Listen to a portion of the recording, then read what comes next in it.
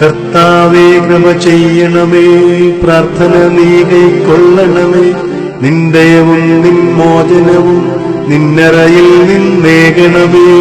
എന്നുടയോനെ സന്നിധിയിൽ നിദ്ര തെളിഞ്ഞ് നീയടിയാൻ ഒന്നുണർവോടെ നിൽപ്പതിനാ ഉന്നതനെ നീ കൃപ ചെയ്യുക.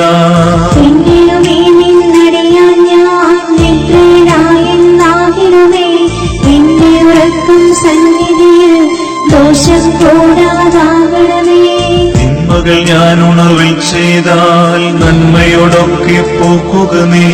നിദ്രയിൽ ഞാൻ പിഴ ചെയ്തെങ്കിൽ നിന്ദ. പ്രഭാത വിചാരം ഒരുക്കുന്ന നോമ്പ് വിചാരങ്ങളിലേക്ക് എല്ലാ പ്രിയപ്പെട്ടവർക്കും ഒരിക്കൽ കൂടെ സ്നേഹപൂർവം ഹൃദ്യമായ സ്വാഗതം.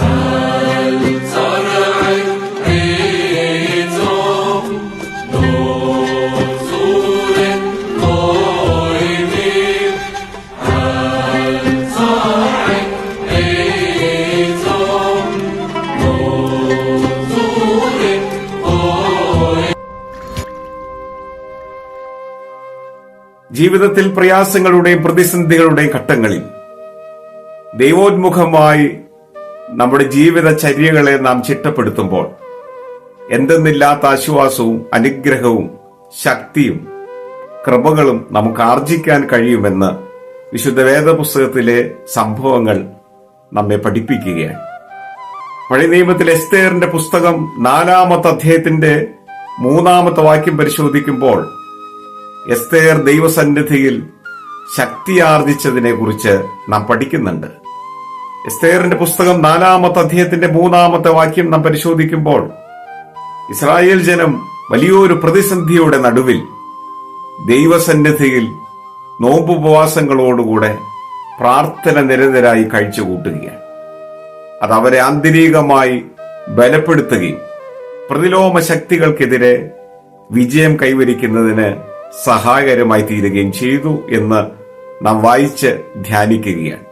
ഇസ്രായേൽ ജനം മതമർദ്ദകരുടെ പീഡകരുടെ കൈകളിൽ അകപ്പെട്ട് വേദനപ്പെടുന്ന, ഞെരിഞ്ഞമരുന്ന, അടിച്ചമർത്തപ്പെടുന്ന കാലങ്ങളിൽ അവർ വംശനാശത്തിന്റെ ഭീഷണി നേരിടുകയാണ്. തങ്ങൾക്ക് ഇനി ഒരു കാരണവശാലും നിലനിൽക്കാൻ സാധിക്കുകയില്ല എന്ന് ഇസ്രായേൽ മക്കൾ തിരിച്ചറിഞ്ഞ ഒരു വലിയ പ്രതിസന്ധിയുടെ നാളുകളിൽ അവർ യഹോവയുടെ സന്നിധിയിൽ ഒരുമിച്ച് കൂടിയിരുന്ന് മനസ്താപത്തോടുകൂടെ പ്രാർത്ഥിക്കുകയാണ്. അവർ ചാരം പൂശി ചാക്ക് ധരിച്ച് ദൈവത്തിന്റെ സന്നിധിയിൽ ഇരുന്നു എന്നാണ് എസ്തേറിന്റെ പുസ്തകം 4-ാമത്തെ അധ്യായത്തിൽ നാം മനസ്സിലാക്കുന്നത്. ജനം മുഴുവൻ ഒരുമിച്ച് ചേർന്ന് വലിയ വിലാപം കഴിച്ചുകൂട്ടുകയാണ്. മനസ്താപത്തോടുകൂടെ യഹോവയുടെ സന്നിധിയിൽ ചേർന്നിരുന്ന് പ്രാർത്ഥിച്ചപ്പോൾ അവരുടെ ജീവിതത്തിൽ യഹോവയായ ദൈവം ഇടപെടുകയും ഇസ്രായേൽ മക്കളുടെ മുമ്പേ നടന്ന് മതമർദ്ദകരുടെ കയ്യിൽ നിന്ന് അവരെ വീണ്ടെടുക്കുകയും സന്തോഷവും സമാധാനവും ആശ്വാസവും അവർക്ക് പ്രദാനം ചെയ്യുകയും ചെയ്തു. നിത്യജീവിതത്തിൽ നാം നേരിടുന്ന പ്രയാസങ്ങളുടെയും പ്രതിസന്ധികളുടെയും നടുവിൽ നമുക്കും ദൈവത്തിൽ ആശ്രയിച്ച് ദൈവകൃപയിൽ നിറഞ്ഞ് ശക്തി സംഭരിച്ച് വിജയികളായി തീരുവാൻ നോമ്പും ഉപവാസവും നിതാന്തമായ ജാഗ്രതയും മുറിഞ്ഞുപോകാത്ത പ്രാർത്ഥനയും സഹായകരമായി തീരും. അതിന് സർവശക്തനായ ദൈവം നമുക്ക് ഭാഗ്യം നൽകട്ടെ എന്ന് ആത്മാർത്ഥമായി പ്രാർത്ഥിക്കുന്നു, ആശംസിക്കുന്നു.